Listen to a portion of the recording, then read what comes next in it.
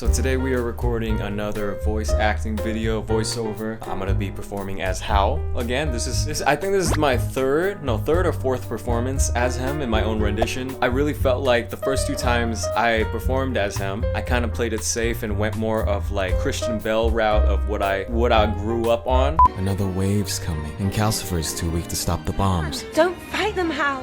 I'm sorry, but I've had enough of running away, Sophie. But because I am an actor, actor in training, I thought I'd give my own spin to the character in my own way. And that's what I did the last two times, I think. Now straighten your legs and start walking.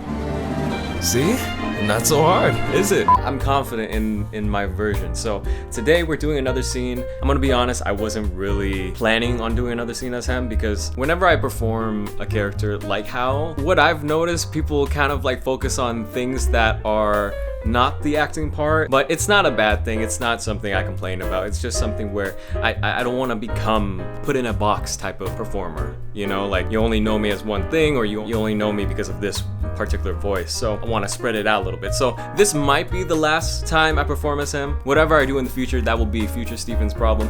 Right now, I was just like, I want to give this scene a shot. It's a fun scene. As always, I only choose scenes and characters that I feel like have fun dialogue and something that I feel like I can give acting-wise and performance-wise. So yeah, I got everything set up. Got a big-ass light today. Mic right here. Rode N21A for anyone wondering. Got the fancy camera for the face cam. And then also, as always, we running through the scene right here. I actually only took like a day or two to practice these lines. It's not like a very complex scene. I'm hoping, as always with any of these acting videos, whether it's voice acting or like the live action ones, I just kind of like let go and see where I land at the end. How, take 6? So, what is it that you have hidden in your pocket, Sophie? You who swallowed a fallen star, oh heartless man, soon your heart will belong to me. Well, that can't be good for the table. So, Howl, take 9? That is ancient Miss Horsewood. So, what is it that you have hidden in your pocket, Sophie?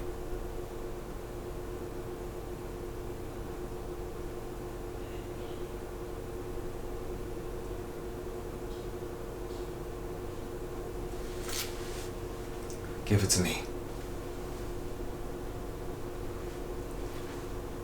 So far, I've done about like 8 takes. 2 usable though. I usually run it through as many times as I can. The luxury of making your own content, you can go as long as you want, but I've kind of gotten it down to like, I like to stay under 20 takes. In the past, when I first started making these sort of like acting videos and such, and I was trying to figure out my own way of doing it efficiently, you know, like they say, work smarter, not harder. I remember taking a whole day just running it through like lines over lines. I feel like the more times I've been practicing on my acting more specifically, because like it's one thing to know how to like put all this shit together, your software with your editing and such. It's another learning how to act and working on your craft. And so because I've been taking the time and doing it over and over and practicing so much with my craft, I feel like I've been really getting my shit down. I'm on like a tiny little water break. Gonna take a little magic mind for some boost of energy. I'll take a break in the middle of all the takes, and after like a couple of takes I feel like that are usable and I want to make sure I go into the edit. So here I am in Adobe Premiere, what I use to watch back the footage as I'm working on it and like running through my lines, but then also I can just edit on the fly. Here's a scene of our beautiful boy Howl. This is where I cut all the parts of Christian Bale, of like the original actor, and I insert my shit in. I use Bluetooth headphones so that I can hear the audio while I'm performing, but when I'm editing, it's always speakers. I have to do it like with speakers. So here's the raw edit. So, what is it that you have hidden in your pocket, Sophie? Huh? You who swallowed a fallen star, oh heartless man, soon your heart will belong to me. Can't be good for the table. Isn't that fun? I was listening to like a bunch of Studio Ghibli music all day today in a playlist just to get back in the skin of Howl and how I like to play him. I like to give him a bit of like a like life to him. I think Christian Bale played him very like a specific way, kind of like reserved, stoic, but he has moments where he kind of is just like a kid, you know, he bursts out with like a lot of energy and such. For mine, I want to keep him like a little bit like younger, you know, just a bit younger. And the way I portray him is in the sense of more like he has that youthful spirit to him, but then also he has that reserved side too that pops out in moments where he needs to show authority and take a stand, do something. But in this particular scene, it's a very simple scene. It's very him, just like, you know, we're learning about like the mysteries of like what is going on with Sophie. It's a cute scene. Like I remember when I was picking out scenes for Howl in the very beginning before I played him, this was one of the scenes that popped up. I'm like, oh, I could do that. And so I'm glad I kind of saved it for now to do. I think that's a good break. I'm gonna go in and record a couple more times and see if I can get some magic in there. Howl, take 15. So, what is it that you have hidden in your pocket, Sophie? Give it to me. So, what is it that you have hidden in your pocket, Sophie?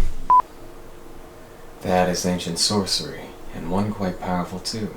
Excuse me, my friends. Please, continue your meal.